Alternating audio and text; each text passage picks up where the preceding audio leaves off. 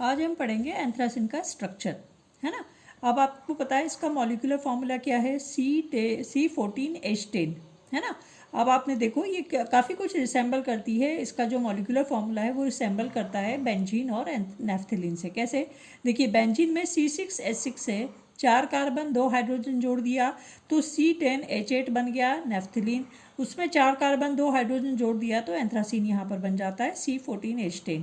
इसका मतलब इसका रिसेंबल जो है इस मॉलिक्यूलर फॉर्मूले के आधार पे ये काफ़ी कुछ बेंजीन और नेफ्थलीन की तरह के कंपाउंड होना चाहिए। उन्हीं की तरह से ये भी इलेक्ट्रोफिलिक सब्सटीट्यूशन रिएक्शन, इलेक्ट्रॉन्स नहीं प्रतिस्थापन अभिक्रिया ये देती है, हेलोजिनेशन, सल्फोनेशन, नाइट्रेशन, फिडेल्काफ रिएक्शन, सारी रिएक्शन ये देती है। इसका मतलब कि ये उन्हीं की तरह पे एरोमेटिक कंपाउंड की तरह काम करेगी।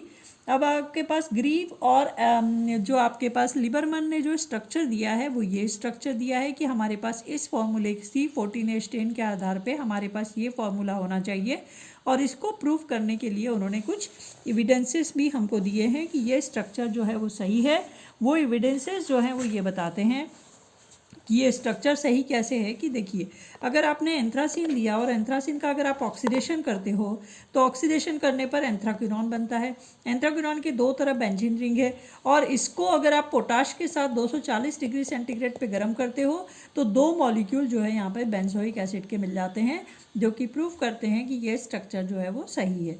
उसी तरीके से आप क्या करते हो, एंथ्रासिन आपने लिया, इसका ब्रोमो कंपाउंड बनाया, कहीं भी इसमें यहाँ पे लगाइए, यहाँ पे लगाइए, अल्फ़ा बीटा कोई सी भी पोजीशन पे, गामा पोजीशन पे, अगर इसका ब्रोमो कंपाउंड है KOH के साथ रिएक्शन करोगे तो हाइड्रोक्सी कंपाउंड बनता है। ये हाइड्रोक्सी कंपाउंड जो है जब आप इसका ऑक्सीडेशन कर देते हो तो एक मॉलिक्यूल जो है वो इसमें किसका मिलता है, थैलिक एसिड का, और ये जो स्ट्रक्चर है वही मैंने बताया बेंजोइक एसिड हो गया। ये बेंजोइक एसिड है और इसमें अर्थो पोजीशन पे बेंजोइल ग्रुप है, इसलिए अर्थो बेंजोइल बेंजोइक एसिड जो है वो आपके पास यहाँ पे स्ट्रक्चर बना। और उसके बाद ये जो बनते हैं ये स्ट्रक्चर्स भी इसके 3 रिंग के स्ट्रक्चर को एक्सप्लेन करते हैं। उसी तरीके से अब आप क्या करेंगे, देखिए ये है आपके पास एंथ्रासिन, अगर इसमें हाइड्रोजन जुड़ जाती है, हाइड्रोजन जुड़ने पर क्या होगा, ये CH था वो CH2 में कन्वर्ट हो गया, तो एक CH2 CH2 CH2 CH2 CH2 CH2 CH2 CH2 मतलब 8 हाइड्रोजन यहाँ पे बढ़ गई। तो ऑक्टाहाइड्रो 1 1 2 3 4 5 6 7 8 ऑक्टाहाइड्रो हमारे पास ये एंथ्रासिन है। ये ऑक्टाहाइड्रो एंथ्रासिन जब इसका ऑक्सीडेशन करेंगे तो यहाँ पर हमारे पास क्या होंगे, ये स्ट्रक्चर जो बनता है वो बेंजीन 1 2 4 5 टेट्रा कार्बोक्सिलिक ऐसा बेंजीन हमारे पास कंपाउंड बनता है।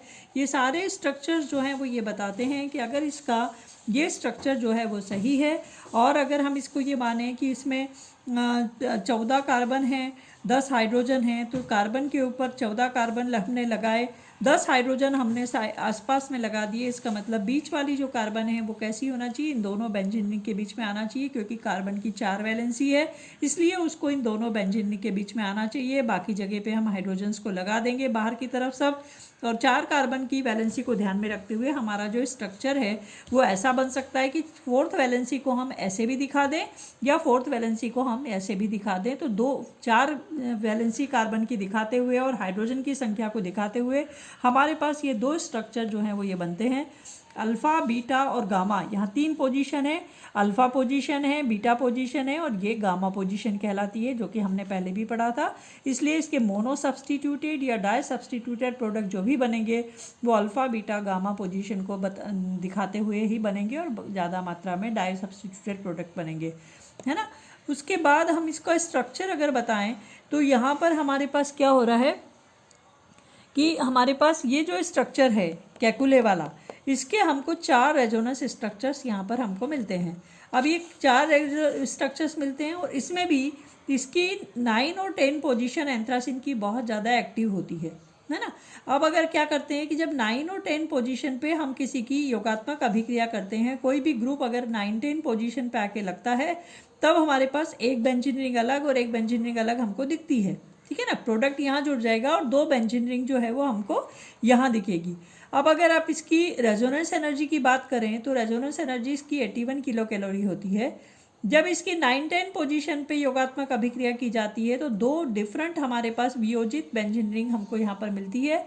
एक बेंजीन रिंग की रेजोनेंस एनर्जी होती है 36 किलो कैलोरी, दो बेंजीन की 72। अब दो बेंजीन रिंग की रेजोनेंस एनर्जी को अगर इसकी 81 किलो कैलोरी से माइनस कर दें तो रेजोनेंस एनर्जी में कमी कितनी आती है, 9 किलो कैलोरी की कमी आती है ना। पर अगर हम बोलें कि इसकी 9-10 पोजीशन पे हम योगात्मक अभिक्रिया नहीं करके अगर 1-2 पोजीशन पे कर दें तो 1-2 पोजीशन पे करने पर हमको यहाँ पे एक नेफ्थिलीन का अलग स्ट्रक्चर मिल जाता है और ये वहाँ रिएक्शन हो गई है। तो ये जो नेफ्थिलीन वाला स्ट्रक्चर जो मिलता है, अगर नेफ्थिलीन की रेजोनेंस एनर्जी कितनी होती है 61 किलो कैलोरी और इसकी पूरी एंथ्रासिन की होती है 81 किलो कैलोरी है, तो 81 में से 61 को माइनस करें तो यहाँ पर रेजोनेंस एनर्जी में कमी जो है वो 20 किलो कैलोरी की आती है, जबकि 9-10 पोजीशन पे सिर्फ 9 किलो कैलोरी की एनर्जी में कमी आती है और इसीलिए रेजोनेंस की एनर्जी में कमी यहाँ पर कम है, 9 किलो कैलोरी का ही है 9-10 पोजीशन पे, इसलिए इसकी 9-10 पोजीशन जो है वो ज़्यादा एक्टिव होती है। ठीक है ना। उसी तरीके से अगर इसकी मॉलिक्यूलर स्ट्रक्चर की बात करें तो बेंजीन और एंथ्रासिन की तरह ही नेफ्थिलीन की तरह यहाँ पे हर कार्बन जो है वो sp2 हिब्रिडाइजेशन है और हर कार्बन और कार्बन के बीच में sp2 जो मिलके हैं वो सिग्मा बॉन्ड बनाएंगे। हाइड्रोजन का s और इसका sp2 मिलके वो सिग्मा बॉन्ड बनाएगा। हर कार्बन पे एक p ऑर्बिटल जो है वो खाली है और ये बीच वाले p ऑर्बिटल जो होंगे वो दोनों के बीच में कॉमन रहेंगे और इस तरीके से p ऑर्बिटल की ये जो ऊपर लेयर, फिर नीचे लेयर, फिर ऊपर लेयर, इस तरह से ये जो लेयर्स बनती हैं वो p ऑर्बिटल के लोब्स के उसकी तरह से बनती हैं। और ये मॉलिक्यूलर स्ट्रक्चर जो है वो ये एक्सप्लेन करता है कि नेफ्थिलीन का ये वाला स्ट्रक्चर जो है वो कैसा है, सही है। Thank you.